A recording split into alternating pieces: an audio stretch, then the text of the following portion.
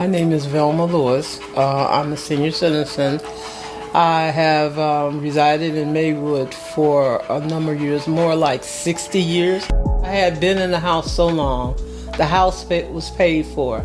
And because I didn't really know, which is actually my fault, I didn't know, but then the system looked like it's taking consideration.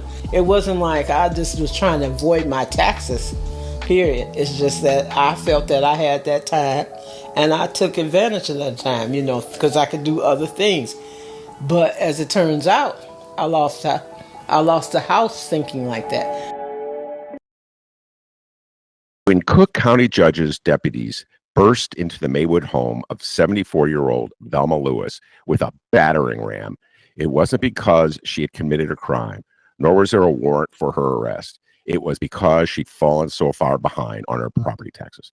They busted down the door with a battering ram, ladies and gentlemen. Here's a picture that ran in the Sun-Times. I'm showing it to Emeline, of Velma Lewis, who uses a walker. She's hardly a threat to anybody in the universe, and yet they used a battering ram. God, come on, Cook County Sheriff Dart, get it together, man. All right, let's get at the bottom of what happened, why it happened, what the law is. Why don't you start at the top, Emeline? Go ahead. Yeah, so thank you for highlighting Miss Lewis.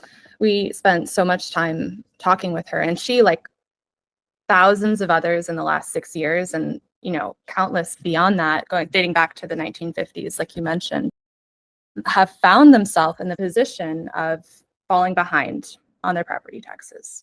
There could be a lot of reasons for that. Maybe someone was sick or hospitalized for a little bit. In Miss Lewis's case, she had to fix her roof. That's the kind of home repair you can't really avoid or push down the road for too long.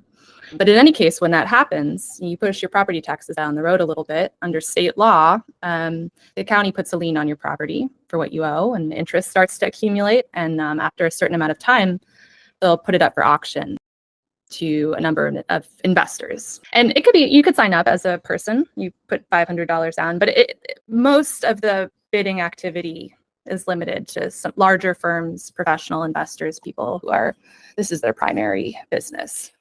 And if you get to that point and you can't catch up with the full amount, there's no payment plans, there's no nothing. You got to pay one lump sum in a certain amount. That investor can foreclose on your house.